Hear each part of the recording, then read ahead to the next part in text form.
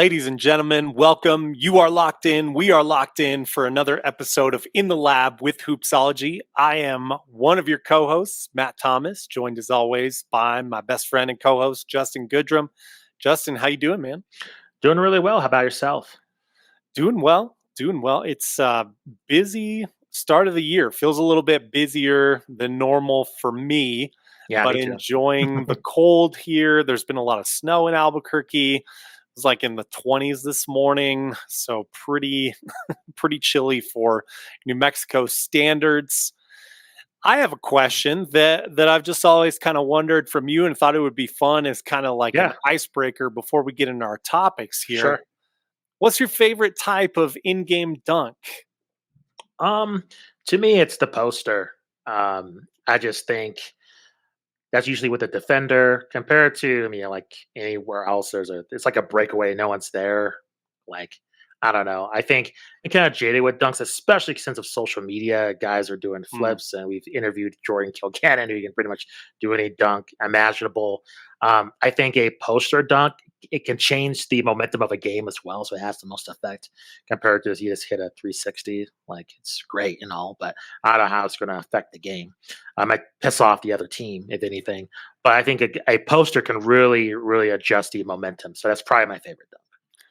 that's true. Yeah, and it's not every single game that you see a nice poster. Yeah, So that's true. it's good to see. Yeah, it's hard to argue against that, especially since you have the competitive nature of that too, bodying against someone. I will say, for whatever reason, it always just kind of hits me different when players do reverse dunks in game. So I'm talking Those are like, cool. like facing and the ball, they dunk it back behind their head into the rim. And if Yeah. it happens on like an alley oop, then that's, I don't know, that does it for me for whatever reason. That brings me out of my seat. So, we've got a lot to discuss today. A lot has been going on in the NBA as per usual around this time of year. We're going to be talking about Draymond Green. We're going to be talking about John Morant. We're going to be talking about the Lakers and LeBron and what's going down all around in LA. Before we do that, want to remind you that you can check out Hoopsology Pod anywhere you're doing social media. Make sure you give us a follow. Make sure you're subscribed to our YouTube channel, Hoopsology Podcast, and check our back library for a bunch of great interview content and a lot of evergreen stuff there. As always, we thank you for supporting the show. So, Justin, let's dive right in to our first major topic here. And you see it there. Quote, I was wrong. Draymond Green recently released an episode. We'll talk about that.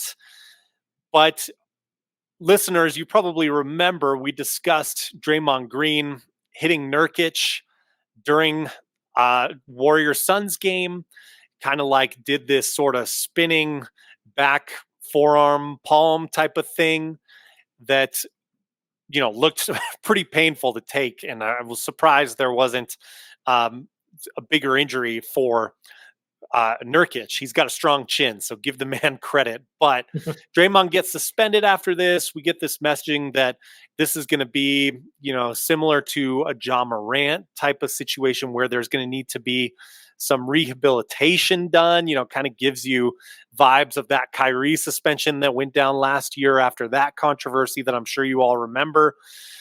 So I guess where I want to lead off with here is when push comes to shove, we got a 12-game suspension from Draymond. He didn't play in their most recent game against the Raptors, but that was a coach's decision to recondition him. So 12-game suspension and Draymond is back. How do you feel about just everything I mentioned there and that sort of timeline? So I'll keep my thoughts brief because my thoughts on this is more what I heard on the podcast.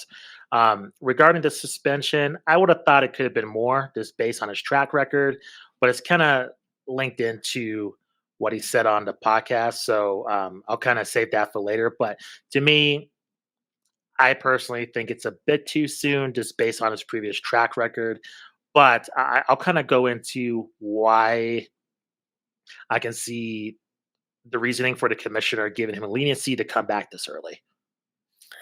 Understood. Yeah. So we had this report drop about Draymond contemplating retirement. We had report of Steve Kerr meeting with Draymond, and I guess they shared a good cry together.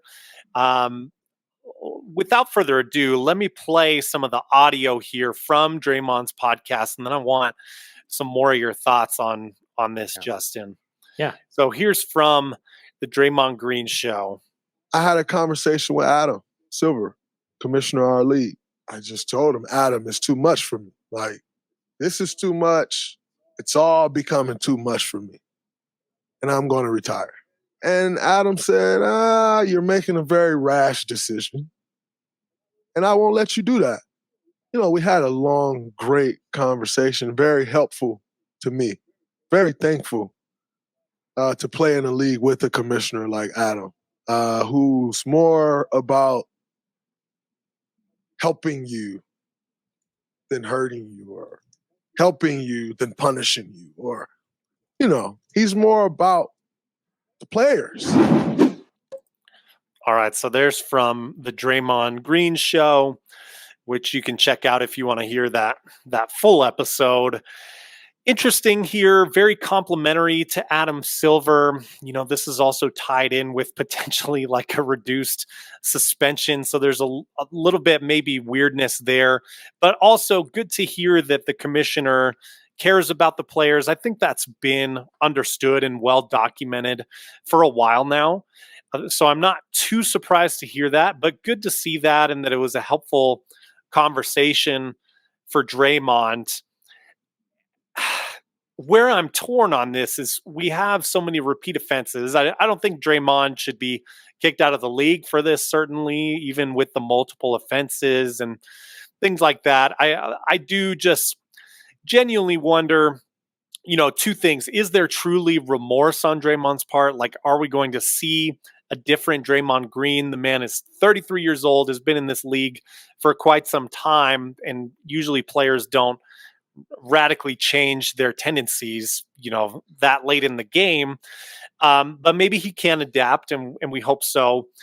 And the other thing too, which Justin, you can touch on more. I mean, how do you feel if you're Nurkic, or if you are Gobert, who was the victim of the chokehold earlier this year that Draymond put on him?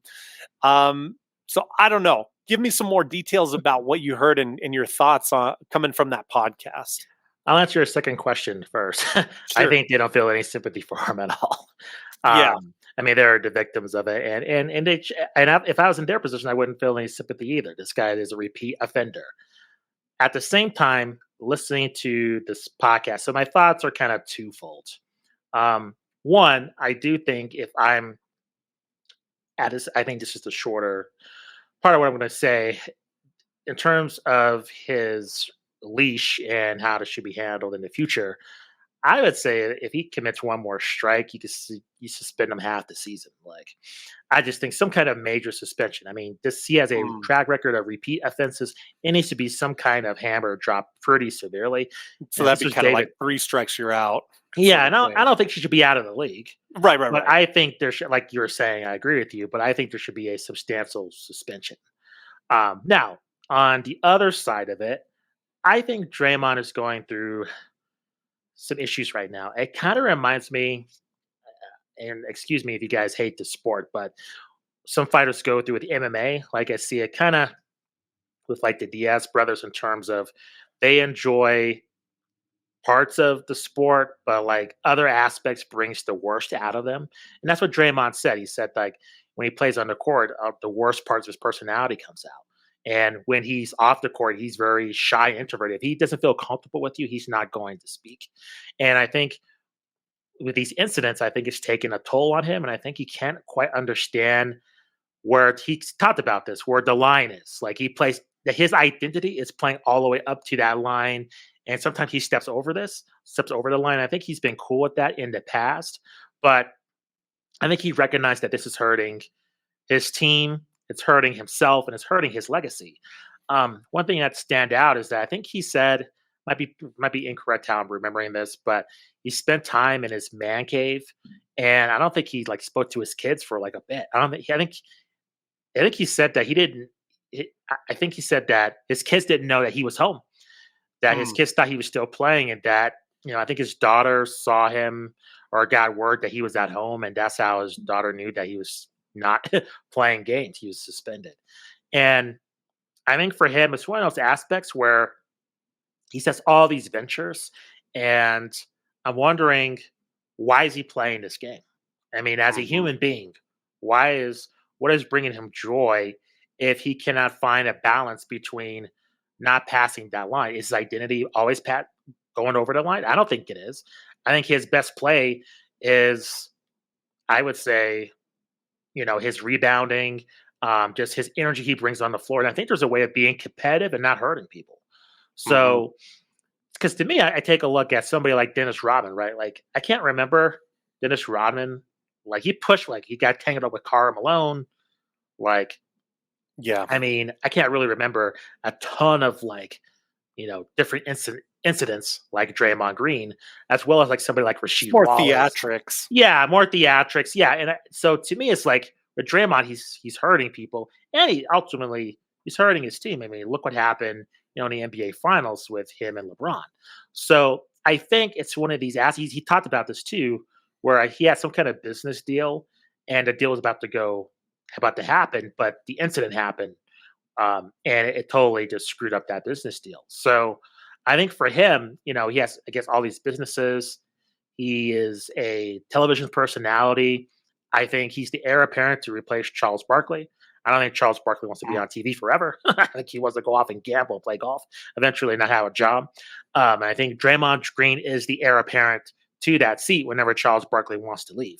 And so I think in terms of playing basketball, I was waiting for him to kind of go into this. He didn't. It's like, what is the enjoyment out of this? Like, Mm. he's won the championships. He's got the acclaim. I would say Hall of Fame. He's borderline. I don't think he gets in, but nevertheless, I think he gets his jersey easily retired. In Golden State, Mhm. and I just wonder where's the joy. Like, what is really the point right now? I mean, the Warriors, they're kind of out of it. I don't see them being a contender to win again. Like, what is fueling his desire on the court is bringing him this much misery? I mean, Yeah. if you're thinking about retiring, I think that might be a sign to retire, unfortunately. And I don't think that's bad. I think that might be the best thing for his mental health. So I do think Mm. he's remorseful. I Mhm. do think he's genuine. I do think he feels bad what happened with these previous incidents. I think he lets his. I think that raw intensity is a positive, but also a curse as well.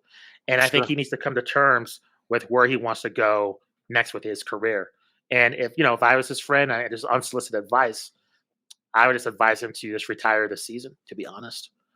Just in terms of him, Draymond Green, the human being. Hmm. Yeah, it is nice that he has already paved a way for that media career, like you mentioned. So there's kind of like a safety net for him to fall into if he wants it. I'm sure they would sign him in a heartbeat, to a bigger Yeah, role there, even if Charles Barkley isn't moving out of the way right away. yeah, he would be. Um, I think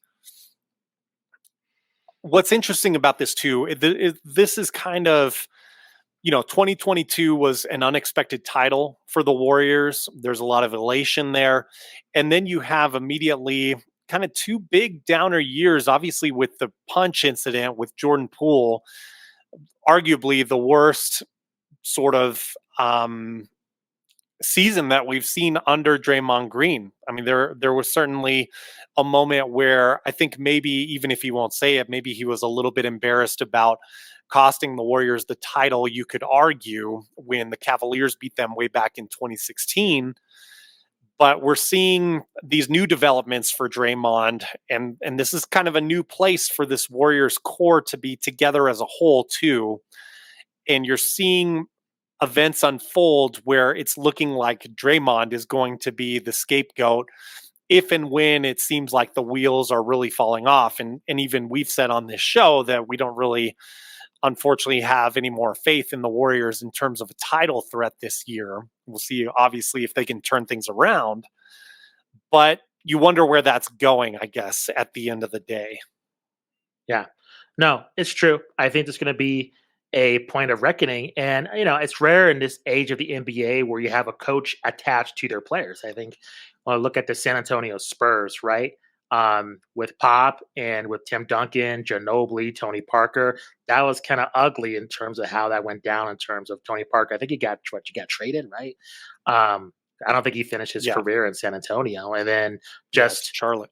How that team really, it was supposed to transition to the Kawhi era, and just how that went down. And I think the Warriors are kind of a team of a bygone era in terms of you have a core that stays together for such a super long time, and they, it's weird when eventually kind of like everybody has to go their separate ways. It's it's kind of like rare the Sandlot. for it to end pretty. Yeah, like everybody moves away. Like everybody grows up and everybody kind of goes their separate ways eventually. And I think with the Warriors, that's something they're going to have to do. I mean, I think they've accomplished everything that they could. I don't think there's not like they've left. I mean, just besides that one title opportunity, they still, I think, have had a great legacy within this league that will never be forgotten. So I think that's up to the front office and to Steve Kerr to really take his emotions out of it and really make some tough decisions with not only Draymond, but also Klay Thompson too. Yep, absolutely. And it seems like we will see a lot of dominoes fall potentially this off season. You'd assume if big moves and big changes don't happen by the time of the trade deadline. Yeah. And like we've said before, I just don't really know where they can pivot to at this point. There are rumors about like Pascal Siakam, but I'm not sure how much they're going to get for Kuminga if he's the young trade pick, who has voiced his own frustrations. Yeah, that's another issue too. Yeah, absolutely. So a lot of stuff going there. As always, we will keep an eye on that and more. Let's go ahead and move into our next point here. And it's really, I don't have a ton to say in terms of analysis on this. It's just kind of a bummer that we have to share that Ja Morant will undergo season-ending surgery following a tear in his labrum on his right shoulder. And so he'll miss roughly 5 months of time with that surgery. Now, the good news is, and shout out to Jeff Stotts, who is a friend of the show we've had on before. Yeah. He says, and I'll just read directly off his tweet here. Sure. Regarding Ja Morant, average time lost following labrum repair is about 156 days, 20 weeks, or about 5 months. But the surgery comes with a high success rate. Other players to undergo labrum surgery include Jalen Brunson, Pascal Siakam, and Paul George. More info at Jeff Stott's website, which you can check out. And I'm happy to plug InStreetClothes.com. He does great work there. So shout out to Jeff for sure. So a bummer. And you would have to assume at this point, right, Justin, that the Warriors are the Grizzlies are probably, kind of having a built-in tanking season now moving forward. You've got both Ja Morant for one thing and Steven Adams out now. Yeah, you're right. Like yourself, not much to say. Very unfortunate. Hopefully we don't see another incident. I mean, Ja's going to have a lot of time on his hands, not being with the Grizzlies other than rehabilitation. So hopefully we just don't hear anything about him. He's rehabilitating. And I think hopefully the news we hear about him is he's releasing a new shoe or something with Nike. So hopefully he gets to a full recovery, but I agree with you. Yeah, the Grizzlies are done and they're going to tank. It's unfortunate because they were rising with him in the lineup, but there's a lot of them and now that's gone. Yep, 100% agree. And yeah, it's an interesting point too. I mean, you know what they say about idle hands, and he's going to have a lot of free time on his hand while he, rehabs this and gets better. So certainly wishing Ja Morant and that franchise the best. Justin, another topic to go through as we move forward here in our list of major topics this week. What's going on in LA. There have been projections based on Basketball Reference that say the Lakers have a 12% chance of making the playoffs at this point in time. It's still early, and we all saw what happened last year when they switched gears, and they're not in as bad of a situation as they were in last year in terms of record at this point of the season. But I guess you do wonder what's going on in LA, and it doesn't help when we have sound bites like this that maybe are just compliments, purely complimentary intentions here. I don't know if I buy that, but let's listen to LeBron James talking about the Clippers' recent success. Is the James Harden Clippers? No, it's the T. Lue Clippers. And I know T. Lue very well. Don't take T. Lue long to make sure shit get right. Took him 5 games and they've been cooking since. Thanks, everyone. Thank you. So, media member, if you couldn't catch all that, says, any thoughts about the James Harden Clippers since they've been hotter lately and winning more games lately, climbing in the standings. And LeBron says, "Oh, you mean the T. Lue Clippers? Trust me, I know T. Lue." And basically gives a nod to his former coach, who, listeners, I'm sure you remember, he won the title with in 2016 in Cleveland with T. Lue at the helms there. So, what do you make it as far as this? I mean, this quote drops at the same time we're hearing reports that Darvin Ham is on the hot seat for the LA Lakers. So what do you make of this? I know a lot of people look into different comments. I don't know. I just thought he was giving T. Lue props. I think that's separate. I think that the press conference where he was talking to them, the whole thing, the whole Ricky Rubio controversy, I think that was more of a concern about how he feels about LA, to be honest, with his frustration, besides this. So I don't know. Maybe I'm just not taking it super serious. In my mind, he's just praising Lou, but I don't know. Maybe I'm missing something here. I'm sure people, because a bunch of conspiracy theorists, or there's people that just maybe are just seeing something that I'm not seeing. That's quite possible.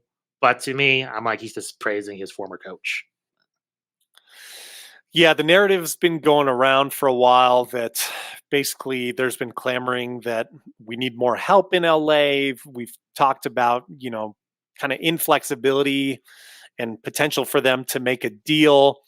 But one thing that I also saw today that I wanted to bring up and is an interesting kind of counterpoint coming from Lakers management, and this drops from Brian Windhorst, who we know is close with LeBron. I mean, one of LeBron's closest media confidants, I think it's fair to say. So you assume that this is coming from management has told him, I don't know if it's Rob Pelinka or otherwise, but it says, quote, "The Lakers don't want to have to make a big move. They prefer to retain their depth and the one last first rounder they're allowed to trade.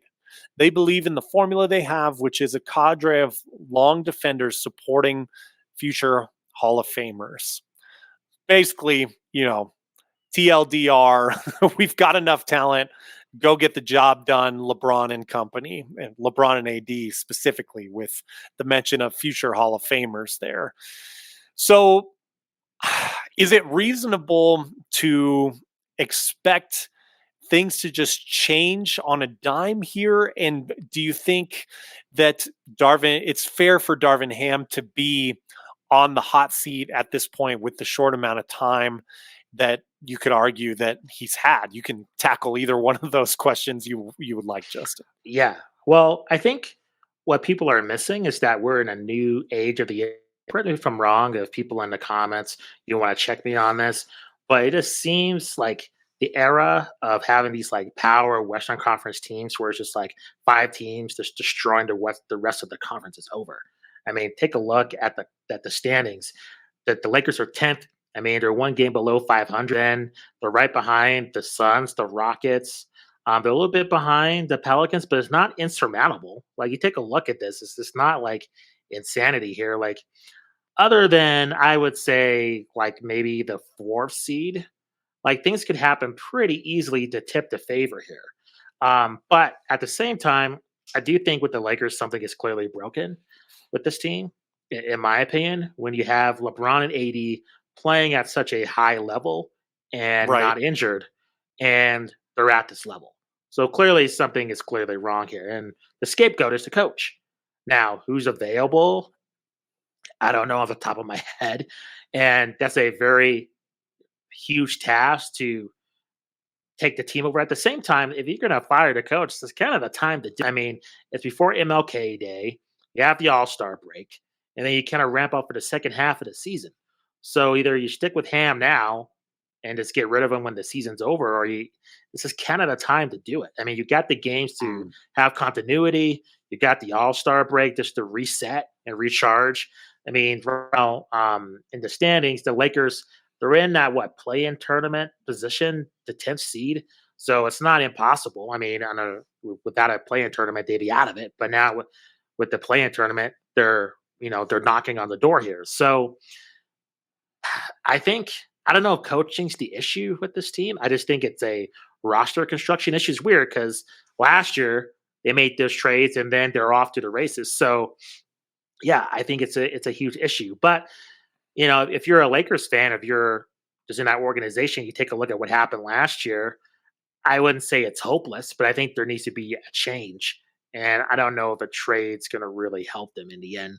This especially because your top two players are playing at such an elite level. So, yeah, and that's the concerning thing to me. I mean, I think you can't expect LeBron to be even as good as he's been this season. You can't expect that for the whole season at his age. And so we're in this weird spot where you've got, certainly LeBron on the max, which he wouldn't be expected to take less money. But I think also, LeBron can't contribute as much as he used to on the defensively end of the floor. And I feel like there's just kind of I said it at the beginning of the season. I'm not very high on the Lakers and what they can do. Yeah. I know they finished the year hot last year, but then they got swept by the Nuggets. They did. And I think they got kind of exposed there. And what you mentioned is what's most concerning to me is that they do have great play for LeBron, especially given, he's in year 21. And then great play from AD and also attendance from AD. Like he's been around for just about every game this season.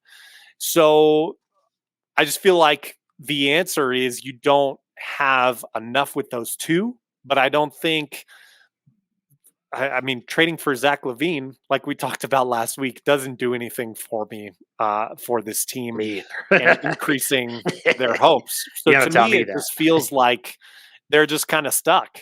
Yeah. And in a stuck position, we're going to continue to see this battle kind of behind the scenes and then more public, even if LeBron's comments about T. Lue weren't in any way intended as a slide on Darvin Ham or anything like that. You're going to have this continual battle, and maybe some of it's going to be public with the way things have operated in the past here between Lakers front office and LeBron. And I'm curious to see how that breaks because you don't anticipate LeBron leaving this franchise either. Yeah, no, agreed.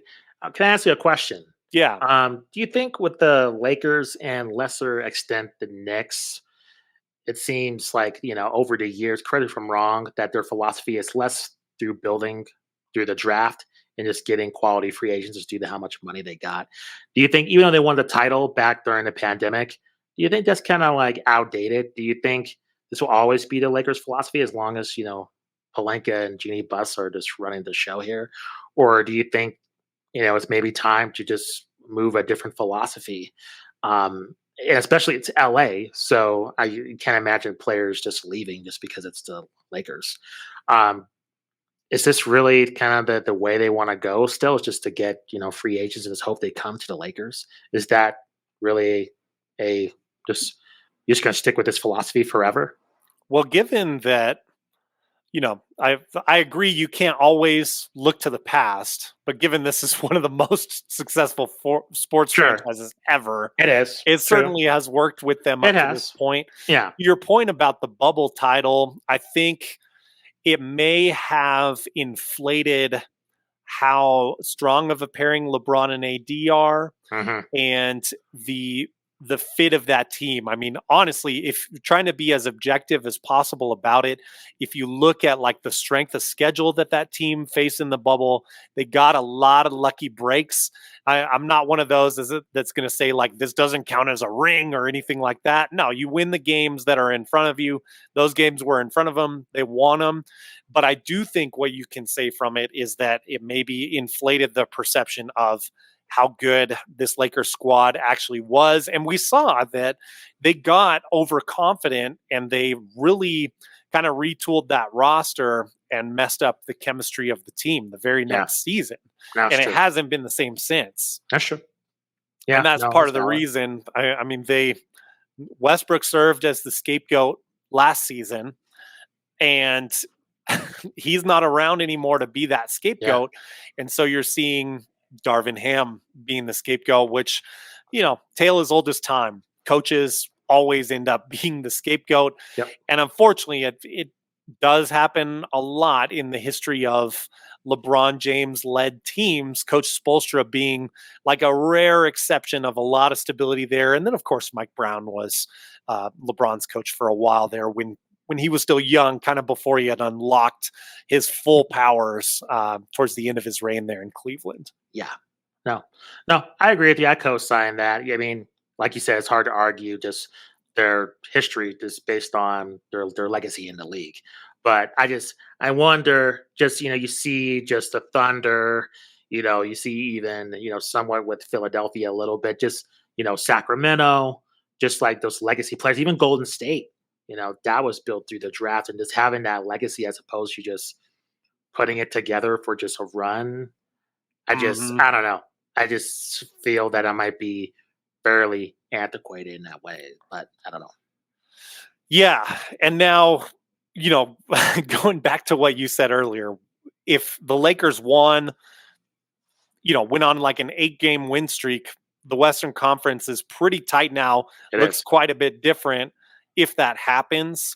But it's tough to imagine, like you said, that 4-seed mark or even the 5-seed mark where it stands right now. Tough to imagine those teams totally falling off of a cliff, as much as you and I haven't bought into the Clippers' chances in terms of a title. And we've talked to some smart people who have kind of made good rationale for that as well. But yeah, we have, I think, a shift of perception in the Western Conference that you alluded to earlier. And the Phoenix Suns are also feeling that now too, because they are quite a bit lower in the standings. We talked about KD's frustrations last week. That seems to kind of continue. They got routed the other night, and they had all 3 of their stars in. So that's a developing situation to look at there as well. But not really sure with both the Lakers and the Suns what they can do in terms of the trade deadline as it stands. No, it's true. Yeah, it's going to be tough. That's for sure. We are wrapping up. We have a lot of great interviews in the bank that we are looking forward to releasing for you, and stuff that has just been really recently recorded that's going to be great. So we will go ahead and sign out for now. Thank you, as always, for your support and for listening to the show. This has been In the Lab with Hoopsology. He's Justin Goodrum. I'm Matt Thomas. Peace out. See you later.